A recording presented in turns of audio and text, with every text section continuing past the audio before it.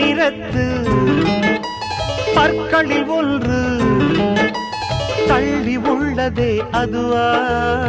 தள்ளி உள்ளதே அதுவா, சங்கு கழுத்தை பாசிமணிகள் தடவுகின்றதே அதுவா, தடவுகின்றதே அதுவா, ஒவ்வொரு வாக்கியம் முடியும் போதும் புன்னகை செய்வாய் அதுவா, அதுவா, அதுவா, ஓரிரு வார்த்தை தப்பாய் போனால் உதடு கடிப்பாய் அதுவா, அதுவா, அதுவா,